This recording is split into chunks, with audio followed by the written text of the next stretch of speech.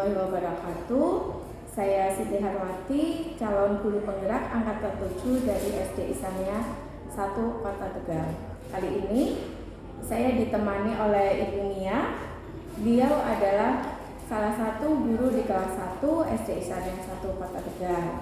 Nah, untuk kali ini saya akan melakukan aksi nyata modul 2.3 coaching untuk supervisi akademik.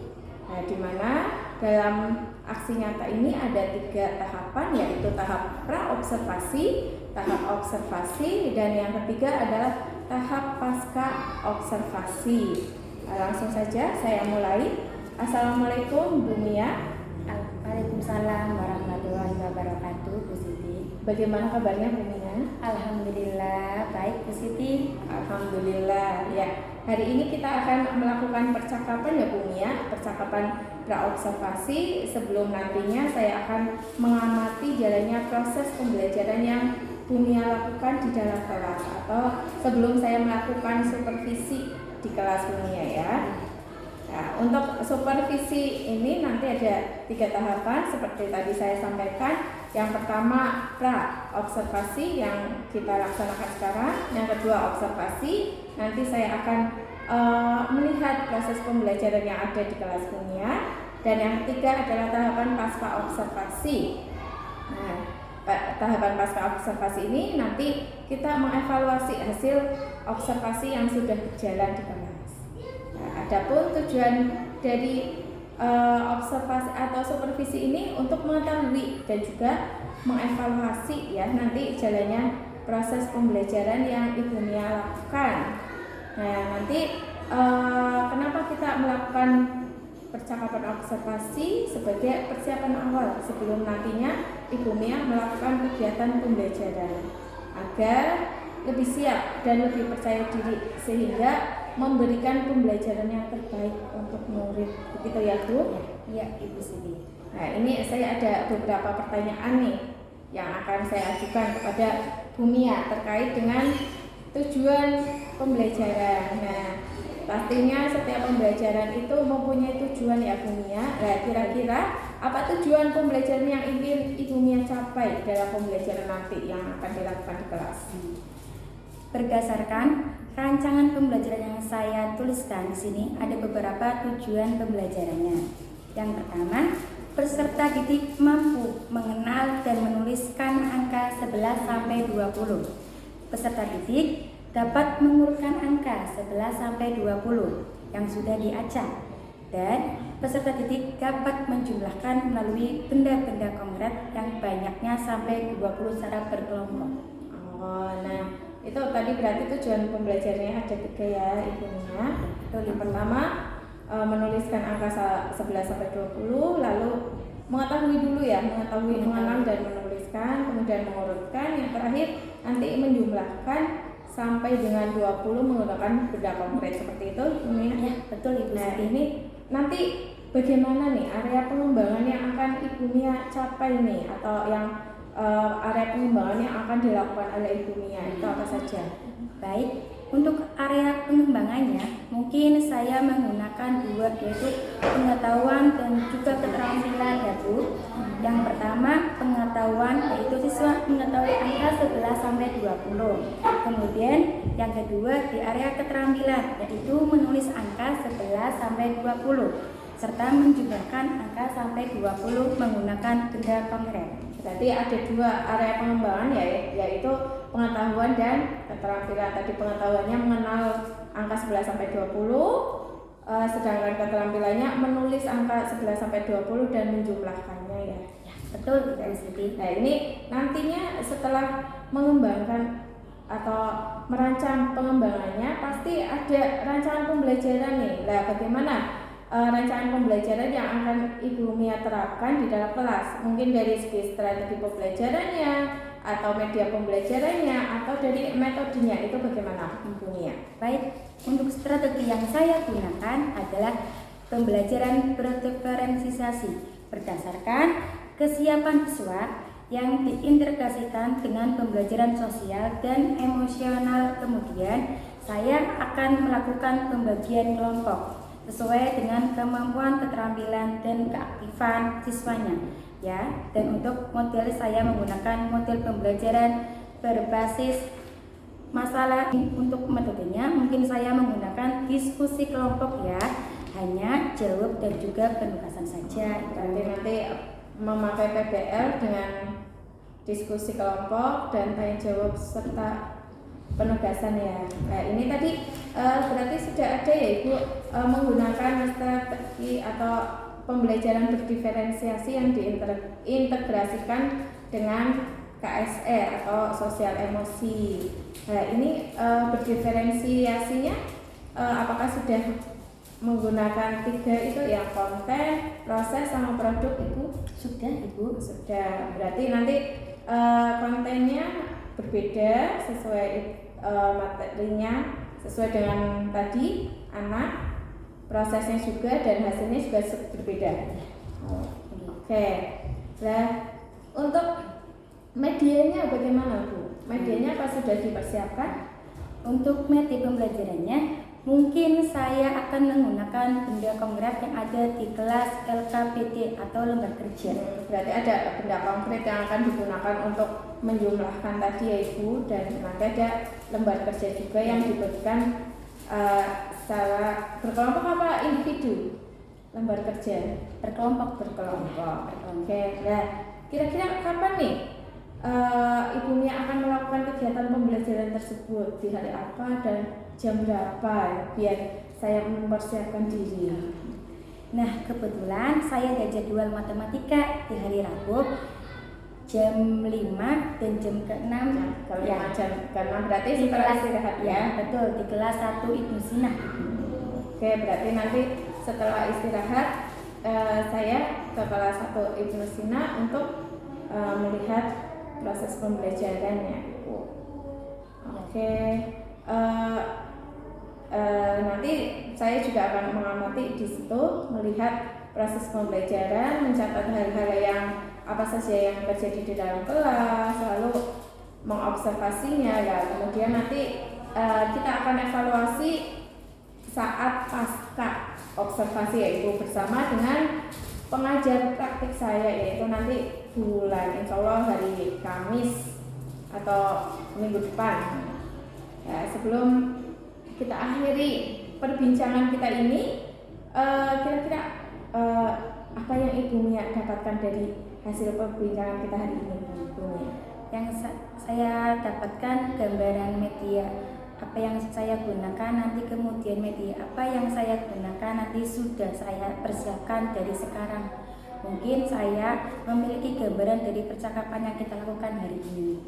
Medianya berarti sudah punya gambaran ya Bu. Nanti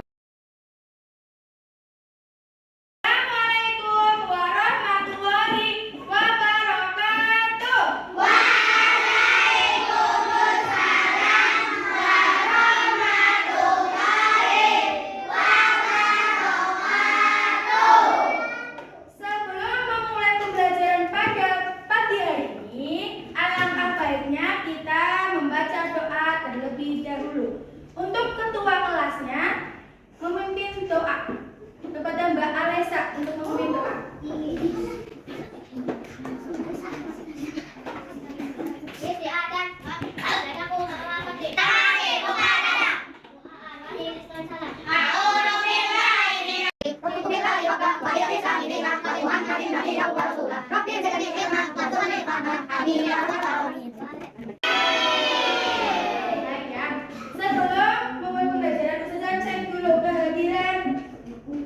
Ananda siapa yang hari ini tidak berangkat?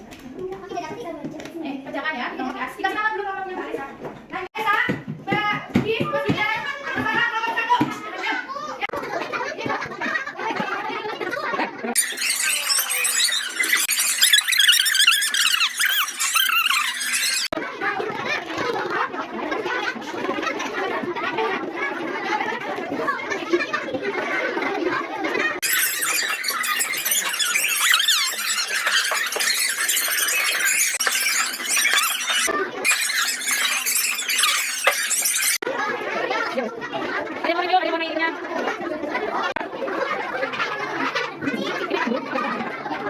Menghitung angka 11 sampai angka 20. Terus menguat. Sudah paham? Kerjanya apa di depan jangan sih. Paham? Kelompok 1, masuk ke depan.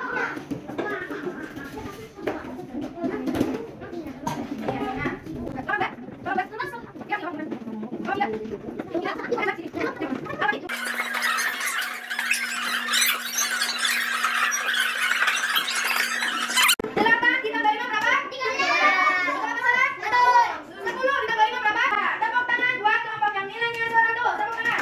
Kita tepuk terus. 1, 2, 3. Coba. Ada yang mau tanya apa tidak? Apa pertama berat? Tanya apa?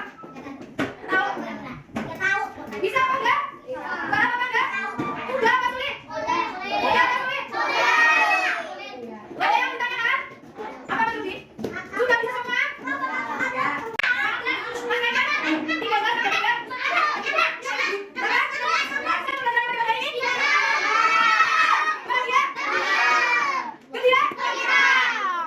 sampai 3. Akhiri pembelajaran pada pagi hari ini dan minta maaf. Ustaz sudah akhiri. Assalamualaikum warahmatullahi wabarakatuh. Waalaikumsalam warahmatullahi.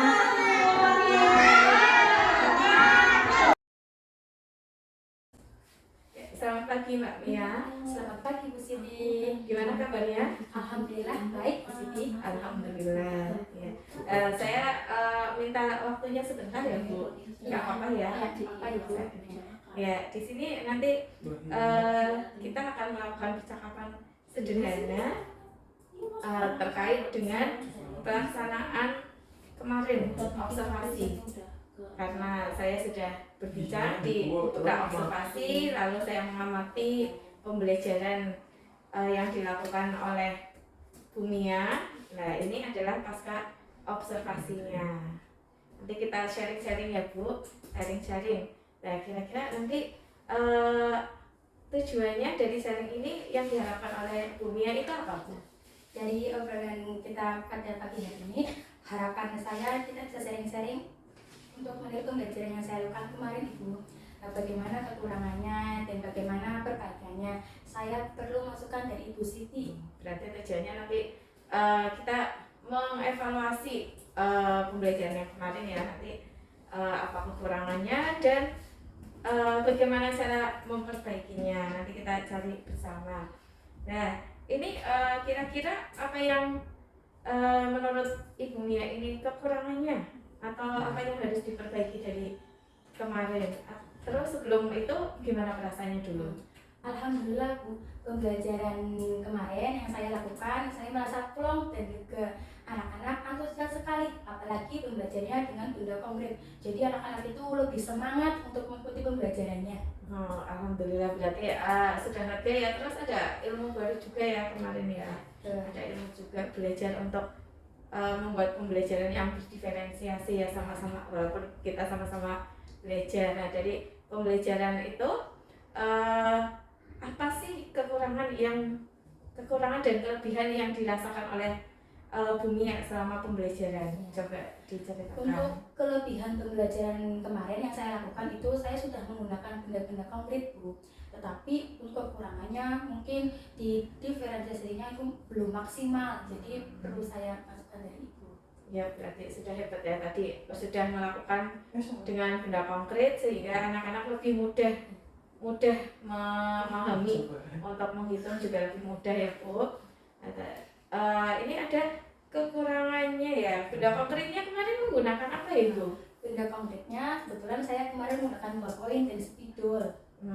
Berarti memanfaatkan yang ada di kelas ya Bu sekali, nggak mencari, nggak usah repot-repot, dan itu ada di sekitar anak ya Bu. Iya betul, ada di sekitar kita semuanya atau di kelas, jadinya kita nggak usah repot-repot mencarinya. Iya, terus kira-kira nih tadi kan sudah kelebihan dan kekurangannya. Apakah tujuan pembelajarannya menurut Mbak Mia, Bu Mia, ini tujuan pembelajaran dari yang kita lakukan kemarin, yang saya observasi kemarin sudah terlaksana atau belum? Sudah Ibu, jadi tujuan pembelajaran yang kemarin saya itu ada 3 poin, yaitu yang pertama siswa bisa mengenal dan menulis angka 11 sampai 20 dan mengurutkan angka 11 sampai 20.